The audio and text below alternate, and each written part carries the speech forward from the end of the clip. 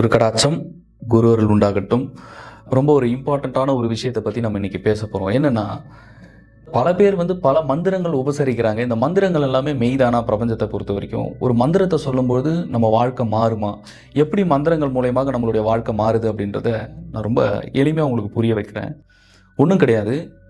ஒரு சொல்லை ஒரு தடவை சொன்னீங்கன்னா அது ஒரு சொல்லாக இருக்கும். ஆனால் அதே ஒரு சொல்லை 10 லட்சம் தடவை இல்லை 1 கோடி தடவை சொல்லும்பொழுது அதனுடைய சக்தி மகா மந்திரமாக மாற ஆரம்பிக்கும். ஃபார் எக்ஸாம்பிள், இப்போ நீங்கள் ஒரு ஓம் நம சிவாயா அப்படிங்கிற ஒரு மந்திரம் இருக்குது. மகா மந்திரம். அது ஒரு பெரிய ஒரு சக்தி வாய்ந்த ஒரு தன்மையில் இருக்கக்கூடிய ஒரு மந்திரம் அது.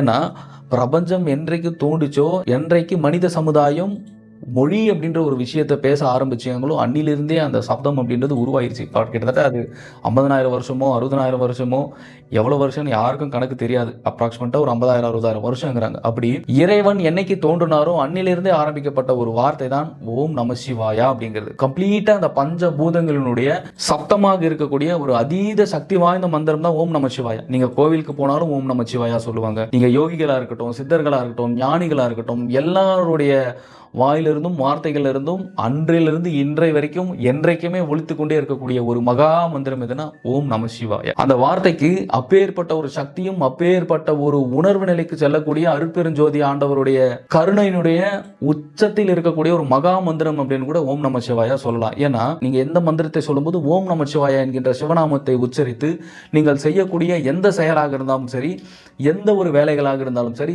அது 100% அது வெற்றியில தான் போய் முடியும். ஏன்னா அந்த காலத்தில் நம்மளுடைய ராஜாக்களை, ராஜராஜ சோழனா இருக்கட்டும், இல்லை பல ராஜாக்களாக இருக்கட்டும், எல்லாருமே முதல்ல ஒரு போருக்கோ எங்கேயாவது போகும்போது இந்த 2 மந்திரத்தை தான் ஒரு எக்ஸ்ட்ரீமாக எப்பவுமே கையில் வச்சுட்டு இருப்பாங்க. அதில் ஒன்று ஓம் நம சிவாயா, மற்றொன்று மந்திரம் என்னவென்றால் அரோகரா, இல்லை வெற்றிவேல் முருகனுக்கு அரோகரா. இந்த 2 மந்திரமும் இருக்கக்கூடிய சக்தியும் வல்லமையும் அது வேற மாதிரியான ஒரு வைப்ல கொண்டு போய் நிறுத்தும். அதுவும் பார்த்தீங்கன்னா வள்ளலார் ஒரு மந்திரத்தை எடுத்துட்டு வந்தார். அது அருட்பெருஞ்சோதி அருட்பெருஞ்சோதி தனிப்பெரும் கருணை அருட்பெருஞ்சோதி அப்படின்ற ஒரு மகா மந்திரம். இந்த 2 மந்திரத்தை விட அதீத சக்தி உயர்ந்த நிலையில் இருக்கக்கூடிய ஒரு மந்திரம் தான் அருட்பெருஞ்சோதி அருட்பெருஞ்சோதி தனிப்பெரும் கருணை அருட்பெருஞ்சோதிங்கிறது. ஏன்னா இந்த 2 மந்திரத்துக்கும் மூலமா இருக்கக்கூடிய ஒரு மந்திரம் தான் அருட்பெருஞ்சோதி மந்திரம். அந்த மந்திரத்தை ஒவ்வொருவரும் தினமும் காலையிலும் மாலையிலும் இல்லை எப்பொழுதெல்லாம் நீங்க உங்களால முடியுமோ அப்போதெல்லாம் நீங்க அருட்பெருஞ்சோதி மந்திரத்தை நீங்கள் ஒவ்வொருவரும் வாழ்க்கையில் கடைபிடிக்கும் போது உங்களை சுத்தி எந்த நெகட்டிவுமே வராத அளவுக்கு உங்களுடைய ப்ரொடெக்ஷன்ல வச்சுக்கிட்டே இருக்கும் மந்திரம். ஏன்னா கூப்பிட்ட உடனே அருட்பெருஞ்சோதி வந்துருவார், சம் இறைவன் வந்துருவார். நீங்க அப்ப